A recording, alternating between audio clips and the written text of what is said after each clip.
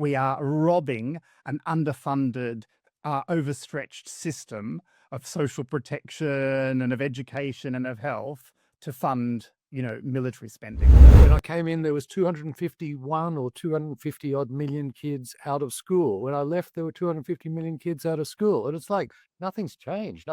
But the population dynamics are such that a lot more kids went into school in that time. We weren't telling the right story.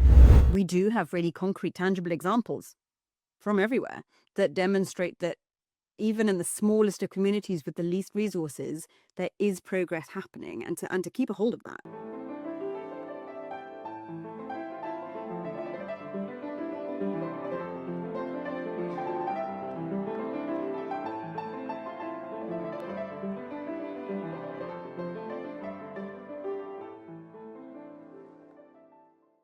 Welcome back to Afri-CAN.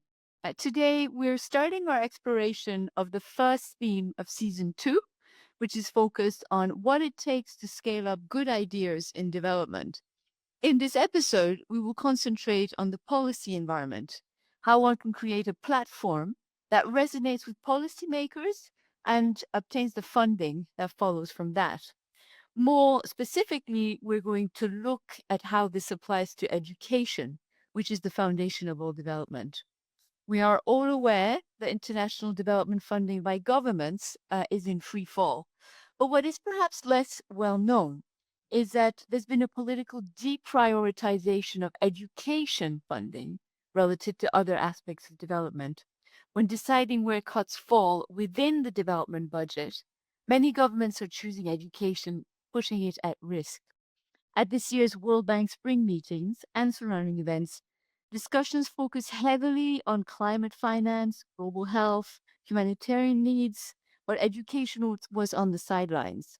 In the UK, the Labour government is planning to completely axe or further cut the FCDO's education budget. This is happening in a country where, at its high point in 2016, the education sector was delivering £900 million of programs, supporting some of the poorest education systems in the world. It's happening in a country which has been a global leader in providing practical and academic expertise in education. So to help us understand why we've got to this point and how we can remedy the situation, I've invited three outstanding guests. First, we have Laura Savage, who is the Executive Director of the International Education Funders Group, or IEFG, the largest global network of philanthropic foundations and donor-advised funds working towards achieving SDG 4. Someone recently called Laura a policy entrepreneur and system orchestrator who is driven by the mission of achieving education for all. I think this description suits her quite well. For me, Laura is one of the few people who can combine truly innovative thinking on education system change and action-driven advocacy. She's also a research associate at the Real Center at Cambridge, an advisor to Greenwood Place as well. And prior to that, she was an aid funder over 15 years for the FCDO, AusAid, and UNICEF, particularly working on the quality and use of evidence in education. And Laura holds a PhD from the University of Cambridge on the politics of aid in national education reform. With her, we have Geoff Adlide, who has over 30 years of experience in international development, building on an earlier career in media, communications, and public policy in Australia. Most recently, he spent 7 years as Director of Advocacy and Communications at the Global Partnership for Education, where he led successful financing campaigns, raising over $6 billion to help transform education systems in lower income countries. And for many years, he's also helped leading global health funds to build effective policy partnerships. Last but not least, we have Joseph Nhan-O'Reilly, co-founder and executive director of the International Parliamentary Network for Education, a global network of members of parliament committed to achieving the global promise of quality education for all. He's a former head of education at Save the Children and helped to establish the Global Partnership for Education, Education Cannot Wait, and the Global GUC Alliance, including serving in leadership positions on all their boards. So the format of this episode is more open than in season one. I will address my questions to all the guests in the hope that we'll have a spontaneous three-way discussion that ensues from that. So let's kick it off. My first question is, why have other sectors of development been less vulnerable to development budget cuts than education? For instance, humanitarian aid, climate change, or health? Who would like to take the first stab at this? Well, Francesca, I'm happy to kick it off briefly. I mean, I think the first thing to say, of course, is that regardless of the sectoral focus, it's very disappointing to see the absolute retreat from development assistance, right? The domino whose fall led to, sadly, everyone else following suit was, of course, the closure of USAID, right? What an extraordinary moment that was, deeply distressing for development writ large. There's lots to be said about USAID reform and US foreign assistance, but sadly, particularly now as we look at it, the US was responsible for huge swathes of development and multilateral assistance across the world, and the complete cut to that is having devastating impacts.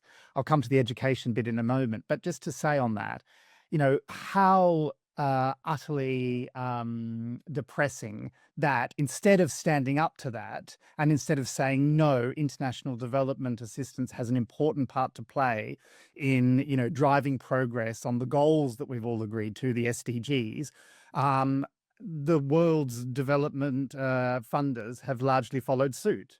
And as you said, certainly, the first to do so was the UK. And of course, I might add that this was driven, at least in part, by a desire of the Trump administration to see NATO member states increase their defense spending. And so in the UK, the massive cut to development assistance was to fund increases in military budget. I mean, what an appalling situation to be in for anyone who's interested in human security and, social justice and health and education outcomes, that we are robbing an underfunded, overstretched system of social protection and of education and of health to fund, military spending, because that's the biggest picture. So that's where we are, and then the consequences for education within that are obviously dire, because education was already, as you have said, the poor cousin of an underfunded and overstretched development and humanitarian system. And the final thing I would just say on that is, education actually historically fares poorly in respect of other sectors, not just in respect of development assistance, but also in terms of national budgets. Someone who I used to work for, former head of the National Education Union here, was recently appointed to the House of Lords.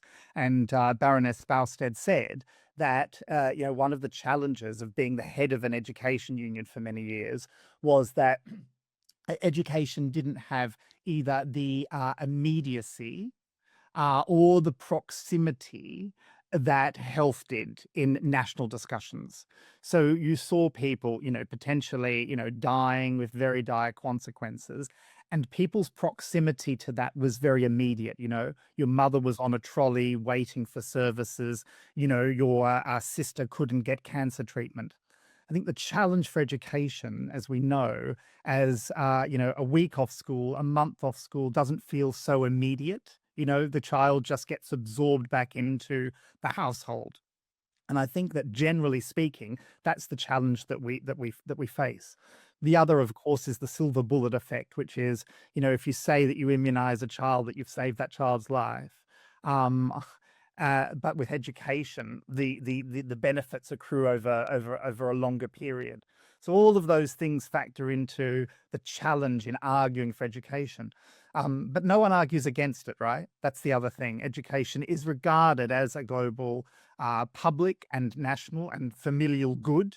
And no one's out there saying that kids shouldn't go to school. It's just that the degree to which we can be persuasive about that, I think, is a challenge. But I think the bigger picture is, how do we get into a situation where international solidarity could be could be lost so quickly, you know? And wouldn't it have been amazing if we'd had a counter to President Trump's advocacy for military spending with someone else saying, well, the other commitment that we've made is to 0.7 of our budgets for development assistance. And let's mount a case on that. Let's be critical of each other in the same way as he was of NATO member states not investing 2% of their gross national income in defence spending. But we didn't have that. Everyone fell by the wayside and started the cuts, seconded by the UK, which is, just very depressing. I think, Francesca, I agree with what Joseph's saying there. The bigger picture, I think, in terms of the development financing is that the reality is we now have the 4 biggest aid donors on the planet. That's the US, the UK, Germany, and France, all either having slashed their budgets or committed to slashing their budgets by, in the magnitude of 30 to 40% over the next couple of years, right? So you're seeing a massive change, a sea change in international development assistance for education. That is, we've had 20 years in the bigger picture of aid budgets increasing, and now we're going to see them it fall away. Many see that as the end of big aid, and that's quite possible. The language is all going to change. It's going to be global public investments and not aid, and so on. So I think it's important to recognise that, and that is true. That means there will be less money available in the immediate term. However, I do also think it's really important, if we're looking at the big picture your series is about of investing and financing of education, that we don't kid ourselves that aid was the central to every development budget in every developing country. One of the problems I think that happened in the sort of aid industry over the last few decades is that it just got more and more dispersed, and so that focus on absolute poverty and alleviating poverty. Of course, there's all arguments about that, right? Should we be in middle-income countries? Should it only be in low-income countries, and so on? But the reality, if you're talking and trying to frame arguments around financing education in the world's poorest countries, are that aid mattered. What is it? I think in the education budgets it was at best about 12% in the absolute poorest countries, right? So that's significant, and a cut there that'll have an impact. But overall, in the time I've been working in development, when I started 30 years ago, aid was the biggest financial flow going into Africa, the external flow. Today, remittances way outstrip aid. Money coming back from families with kids who've sent kids overseas or people overseas. Private investment is much bigger than aid. So I agree that, and it's important for us to focus on the aid issue today. That's what we're discussing. But let's keep it in that perspective, right? That there's something much bigger, and I think therefore we could come to this later, that it's that domestic investment and investment in advocacy and communications to the funders within countries and part of that tax systems and so on that actually matters. To your question of why education may have fallen off the radar, I mean, I agree with Joseph. It's still there. I mean, most people will say, what's the most important thing, to do? And they will go, health and education. It's sort of, yes, that's it. But then when it comes to making hard decisions in donor budgets about whether it's what you're going to fund, there's health wins out. I mean, it's front and center at the moment, in particular, because I think over the last 20 years, you've seen such huge investments in global health, partly driven by technological innovation, partly driven by people who see technology as an answer to a lot of these issues. And it is true. It's as Joseph said, there's a direct sort of through line from vaccines against diarrhea and pneumonia being rolled out across Africa to falling child mortality. It's not the only reason that it's fallen, but there is a direct through line, and it's very clear, and it's very as Joseph said, very immediate.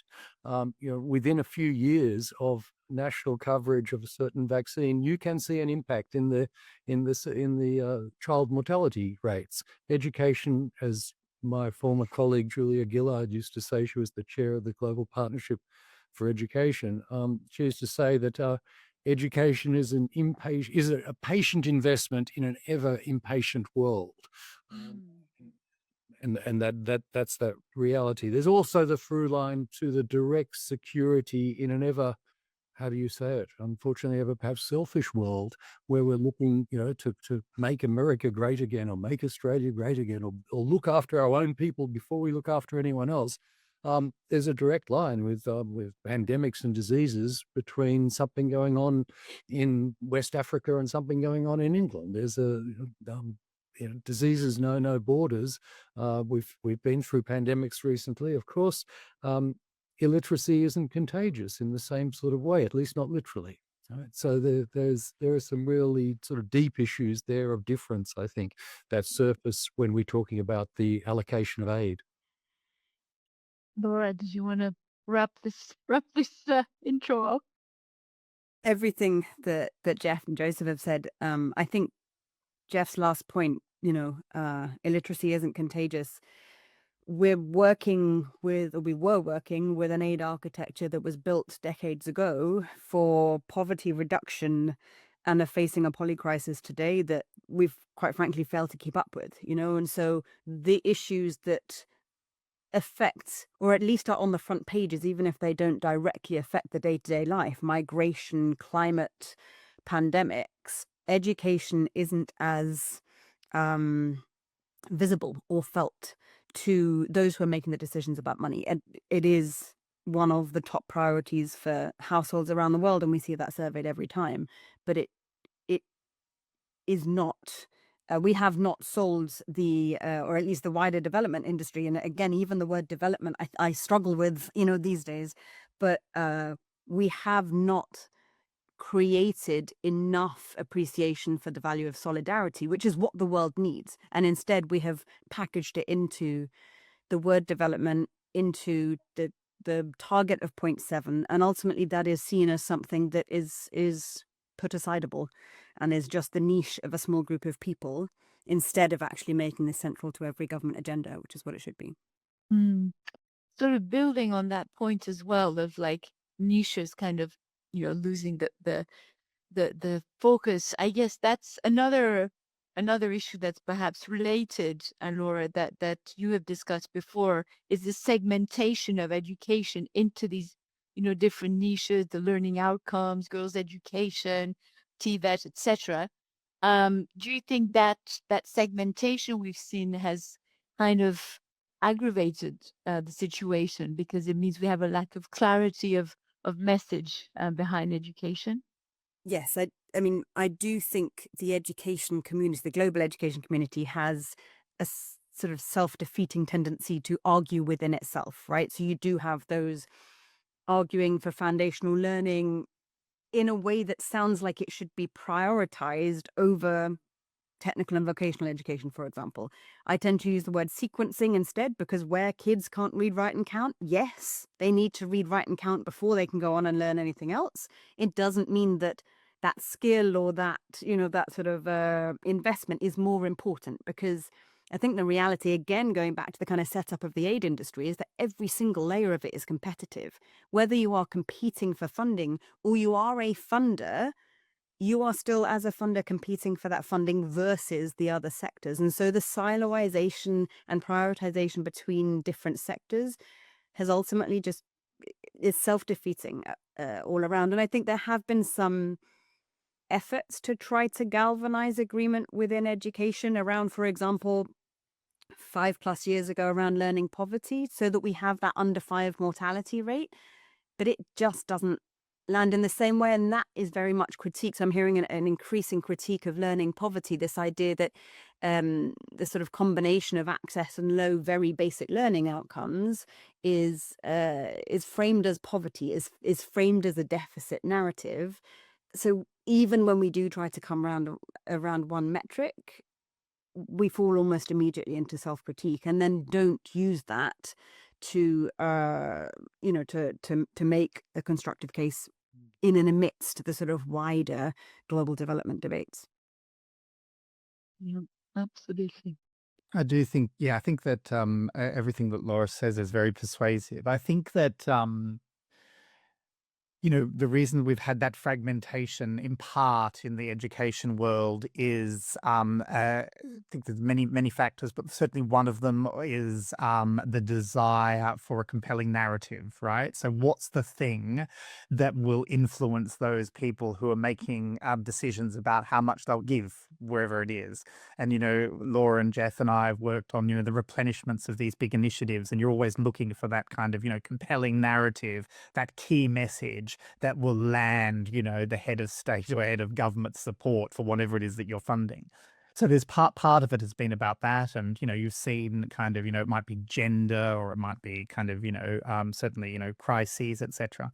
So I think that's an understandable thing, but it's definitely also the cause of that is that there isn't enough money to go around because people haven't prioritized either the big envelope or the sectoral envelope sufficiently, right? And so you then do that. I think the other thing too is we were also trying to convey these intractable problems that exist within the education system. And so we saw huge increases in the number of kids going to school after the adoption of the Millennium Development Goal to give kids primary education. And I'd say, looking back, that was a huge success. Very narrow goal, very clear kind of parameters, and it made a big difference. We abolished school fees, we supported systems to increase all of these kids. Unsurprisingly, but looking back, what happened is we realized lots of kids in school, insufficiently trained teachers, not enough learning resources. Oh, kids are in school, but not learning much. The problem with that is that, systems and communities found that very hard to get their head around.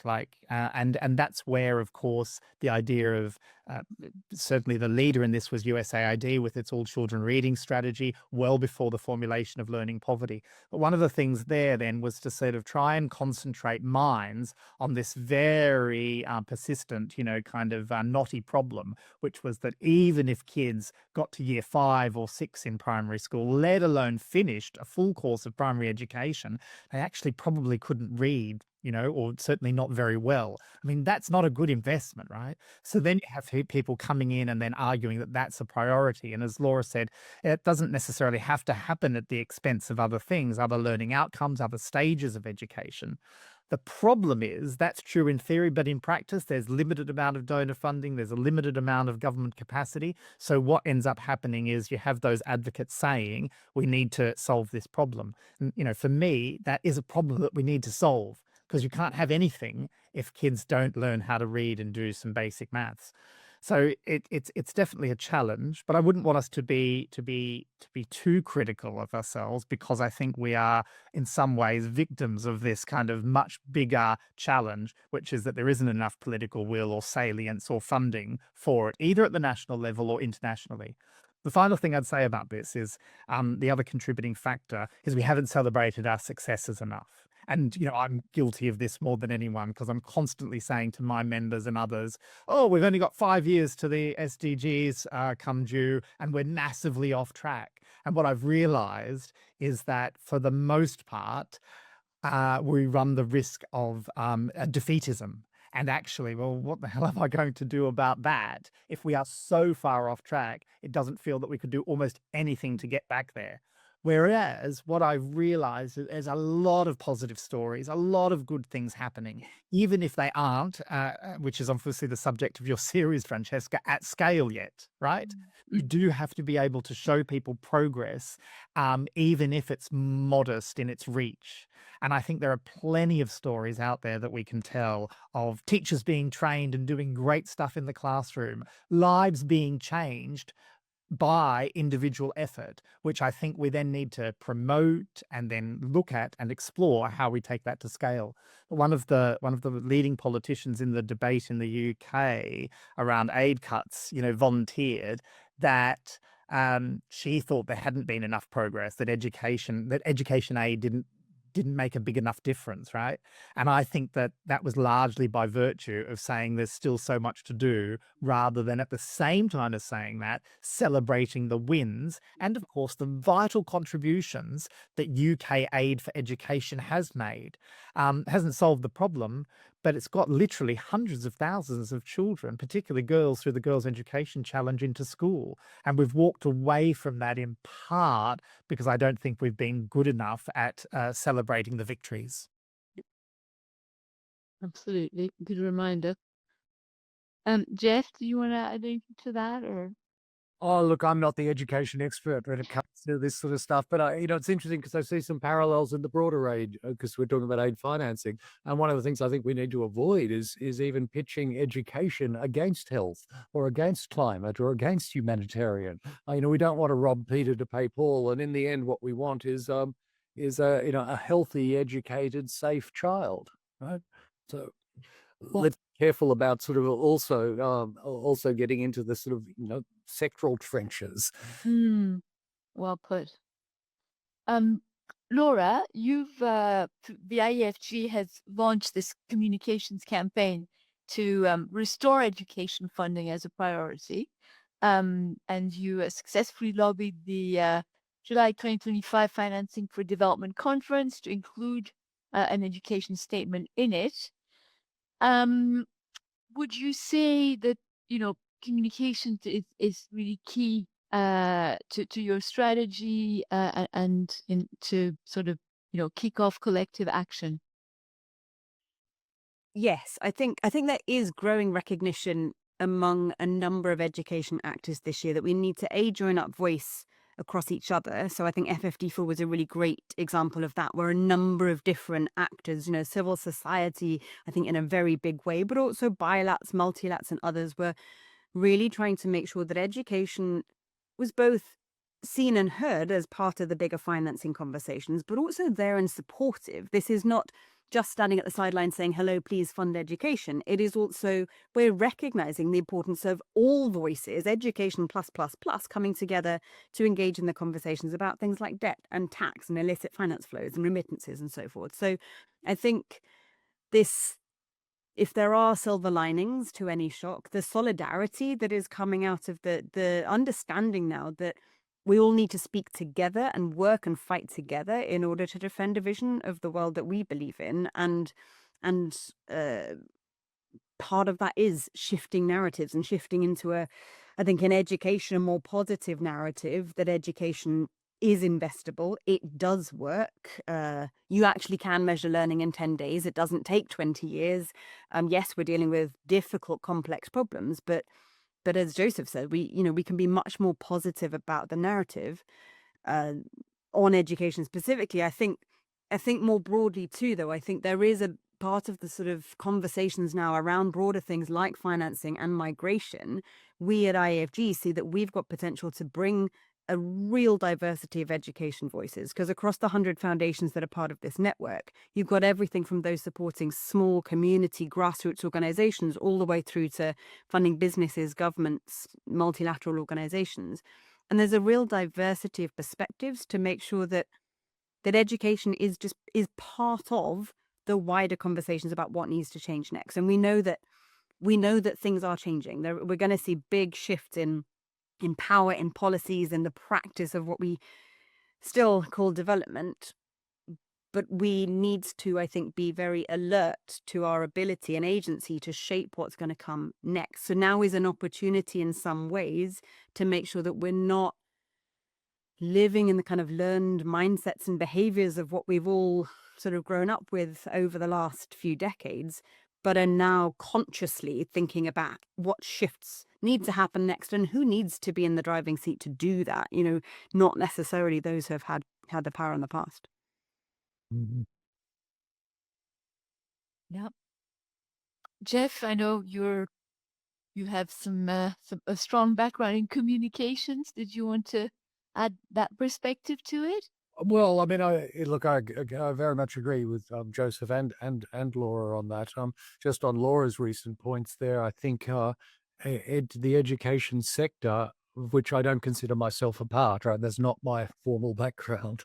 But I do think when we're talking in the big aid business, the education sector ought to be, as Laura says, more present in the discussions around debt relief, around climate financing and its impact on humanitarian financing, on aid, on global public goods. I mean, I think this is the language of the future, and we need to find a way, or at least the education folk need to find a way of positioning education within that framework, because it's not immediately obvious, just as it might be, for example, in health.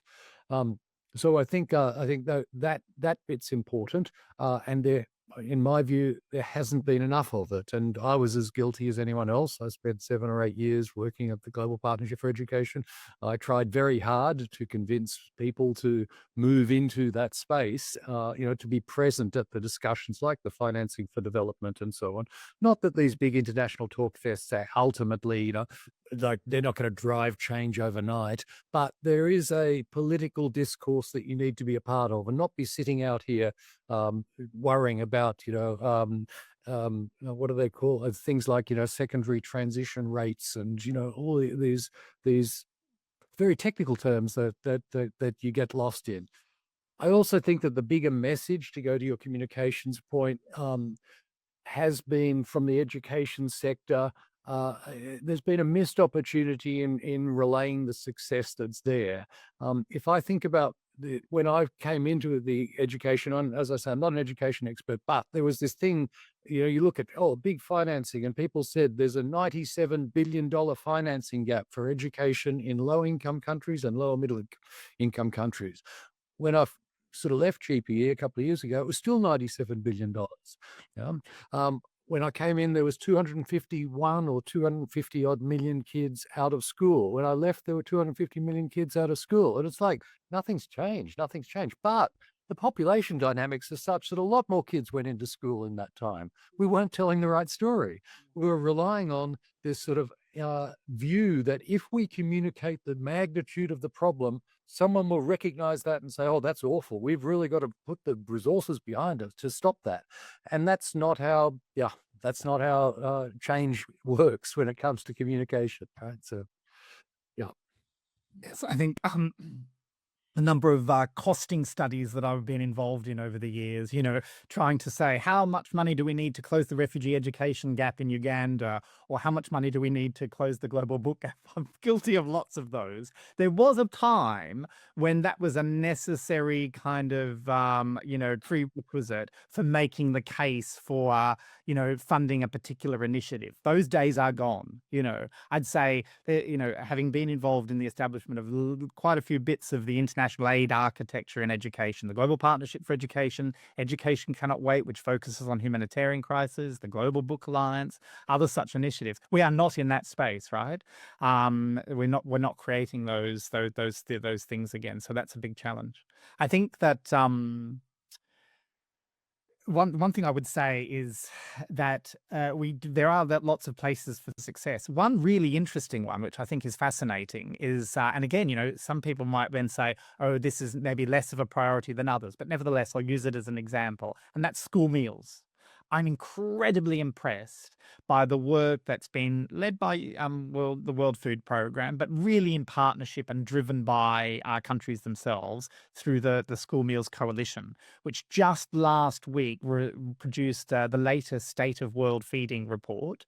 And it's the second of the two reports. They come out every 2 years, which shows an increase in the number of kids being covered by school meals programs internationally. The last increase is an increase over the last 4 years of 20%. So year-on-year increases post-COVID, where school meals closed. And the School Meals Coalition came out of the fact that governments realized that kids wouldn't be receiving a meal at school, and their mission was to reinstate school meals programs and increase their reach. And you know what? It's happened, believe it or not, incredibly. And I think that one of the things going for it is it's a relatively simple intervention, in the sense that, you know what you need to do, although actually in practice on the ground, good school meal programs which are delivered consistently are quite challenging. But nevertheless, it's something that a lot of governments have got behind, including at the head of state and head of government levels. That's another thing I think that we can look to. And certainly that global coalition, the School Meals Coalition, has been really instrumental in that, in crowding people in producing an evidence base, in getting governments to share practices and experiences together and improving their practice, and also creating a bit of competition across them. I've seen, where they convene governments in East Africa, someone says, we've made this commitment, and they go back home, the other governments, and sort of say, wow, we really need to get our skates on and replicate what our colleagues in Kenya or Rwanda are doing. So there is progress out there, and I think that's great. The other thing I would just want to say about this is, we can become a bit defeatist around the money, but the money is there, of course, which is the point about national resource mobilization, which is to say, it exists. So 2024, we spent about 200 billion in aid globally. That's less than half of Elon Musk's value. And of course, Zuckerberg is 240 billion in value, and others are 258. So there's plenty of money out there. We're just not tapping it, right? And obviously that relates to taxation, and also to philanthropy, etc. But this is the challenge, right? Some of the poorest countries are sitting on and extra and taking away huge amounts of natural resources which aren't being funneled back into their communities. So that's obviously the much bigger picture, and it really alludes to what Geoff was saying at the outset, which was that aid is only a small part of financial flows and the things that need to happen. And certainly there are lots of people working on those bigger reform efforts, and they are absolutely necessary, because I think we can fund the public services and the public goods that are necessary. That's also just a case of political will. One of your success story on the school meals, I think, is really interesting for another reason, Joseph, and that is that they set out to do this in a very cross-sectoral way. They thought about what is it we're trying to do, and it wasn't just deliver a plate of food to a kid. It was also, well, where does that food come from? How can that be generated more locally and support local farmers? And in that way, you ended up building a partnership, as you say, across sectors, outside the education sector. The agricultural ministers started saying, hey, this is interesting for me too. So it is a great example. And then they were able to message that. I remember thinking back as a journalist 40 years ago that school feeding programs was all about, to be blunt, America dumping its unused corn into Africa. I don't think of school feeding programs like that anymore. I think of them as sort of stimulus for local farmers, and that's a massive shift in the way that's perceived. The way I perceive it, and I think it's come about through clever thinking about communications and messaging. But I think also a huge role of sort of networks and coalitions, the way that the school feeding community have both worked across sector, but also across different types of actor within each system, right? From communities to different ministries, to multilateral organizations, to businesses. Like, there's a real integration of, and I think recognition of the alignment of incentives. Because one of the things that I've found impressive about that school meals achievement is that they also stayed up to date with the need for nutrition. It wasn't just access, let's get as many, which at the start of my career it was, right? Let's just get as many school meals out there as possible. But this was no moment of crisis in the middle saying, hang on, the school meals are there, but they're not, like the learning crisis equivalent. They're not getting the nutrition. And for sure, they could be more nutritious. This is an ongoing, evolving process. But that evolution has been a natural part of it. There's been no communication moment where they've said, oh, wait, this isn't working, let's go again. And I feel like that, again, coming back to something Joseph said earlier, this communication of education, where one economist that I used to work with put that the expansion of access to education was one of 3 biggest achievements of the last century. This was no small achievement to get every kid at least the potential of access into school and these huge enrollment rates on day one, that we then had a struggle to start recognizing that kids don't learn the very basics. It wasn't and isn't a surprise, but there was a moment where it became useful as a device to convince those at the top of the funding agencies that this was a crisis, a learning crisis. I do look at the school meals equivalent and I think, well, actually, they integrated their communications and they sort of grew with it as such. And I wonder now if that sort of, I am seeing and hearing a bit of a recalibration of the education narrative now this year that recognizes that achievement, not only in access, but actually there are some incredible achievements in learning as well happening around the world. And so to integrate that into a message that says education is working, education actors around the world at scale in some context, the Egyptian reforms, the Ghanaian reforms, the Kenyan reforms, there are some incredible, bold and ambitious efforts working, and ecosystems of local delivery partners to the governments in those places that are starting to, or in pockets, thriving. And so how to focus on those pockets and spread the lessons and abilities of those, I think, is, in a way, it's the lessons of the School Meals Coalition on what we're now starting, and in a very nascent way, starting to see. And I see and hear more sort of jumping onto that with hope and optimism that we can replicate that going forward on foundational learning at the very least. I mean, that's got to be at the heart of this, Laura and Francesca, which is this has to be an exciting mission. It's about the art of the possible. And I think that's, and I say this hand on heart, feeling a bit fatigued by, many years in it, and then feeling put us under by the setbacks, right? But actually, we've got to re-inject the excitement into this. This is a great thing to be involved in. The idea that every kid will go to school. Sadly, they not enough of them still do, and that they'll learn how to read and write there, and then they'll go on, to learn many other things. That's really exciting, and I think that's one of the things which we have to inject, and we have to do that by showing, the progress that is possible. One of the things that the School Meals Coalition says: every child, every day, a nutritious meal. Right, a really snappy thing. That's a great mission to be involved in, right? You can't argue with that. And I think that's the point, of course. We need to sort of re-find that excitement and that possibility that enthusiasm for delivering what the SDG promises, a quality education for all. It's a great mission, because we know, all of us who've had the benefit of it, the transformative impact of a quality education and what that has.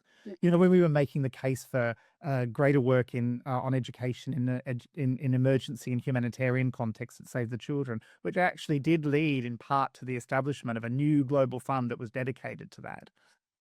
We were able to profile the benefits and the success in a small way for families, for refugees, for displaced people. And that was really powerful. The other thing that we spent a lot of time doing is demonstrating the demand for that by people who are affected by emergencies. So lots of big studies saying, what's your priority? And families would say, our priority is to get our kids back into school because that's hope for the future, right? And I think one of the challenges that we have in education is that the demand side voice isn't sufficiently clear, right? We have kind of lost the focus on that.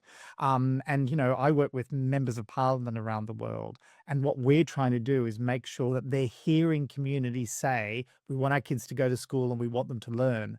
And they do, but it's definitely not coming through as strongly as it should. And I think we've all got a big role to support that, which is to say, in these democratic contexts, the voice of constituents demanding good quality public services, particularly education, needs to be amplified and reinforced. But I think it's the demand and the potential of supply, because I think sometimes we have perhaps got lost in the overwhelming nature of 9 out of 10 kids can't read a simple sentence. Or you look at the SDG, even just the 4, and you kind of break it all down and go, we're so far off every single one of them. I think to get education examples, both of demand, yes, it is what we want as a family, as a community, as a set of parents and students, but also of organizations that are delivering the education, so that those politicians or whoever it is that is making these decisions have it in their pocket, have the examples in their pocket, and I think again, not to sort of break down into silos. I think it is somehow easier, or perhaps there's been stronger advocacy in other sectors, but I think it is easier to bring those in health, in agriculture to the fore. And there's a sort of assumption, well, we've all been through education, our kids go through education, we're familiar with it, but there is somehow a lack of belief that we're ready as an education. The education community around the world is ready. I think there is a sense of, well, you've been telling us for years that kids are in school and not learning, and we're not quite sure why, and we need to learn more. And it was never intended as that form of narrative, but I think it has translated into that. And I think now a sort of positive shift to say we do have really concrete, tangible examples from everywhere that demonstrate that even in the smallest of communities with the least resources, there is progress happening, and to keep a hold of that. Yeah. I do think that's vital, Laura. So it's, like reinforcing the demand, but also great examples that we can supply it, we can meet that demand. Absolutely. And that's what I was saying before about, the positive stories, even if they're not at scale of what we can do. And many of them are at scale as well. We've just been doing some work in India with the mission there to improve foundational literacy and numeracy, which is a national mission led by President Modi. And there's really compelling results emerging from that. So there are plenty of examples of that. And I think you're right. You'd often go into a community and they'd say, we really want our children to be immunized. And you'd take those politicians or decision makers somewhere else where the cold chain had been in supply and there were 1,000 people lining up at a UNICEF-run program to immunize kids and saying, this is what we need to bring to that community. And the beautiful kind of combination of those two things works because you can respond to people's demand and needs in such a way as to say, yes, we can replicate this successful example somewhere else. We need more of that in education. Absolutely. Absolutely. I think that is a beautiful way to end this podcast episode. I think you've touched on so many aspects. I'm really, really pleased we had this episode because it's critical to everything we do. I think in development overall, but the education crisis needs to be addressed, and you've given people a lot of ideas as to how to make that happen. So thank you so much to all of you.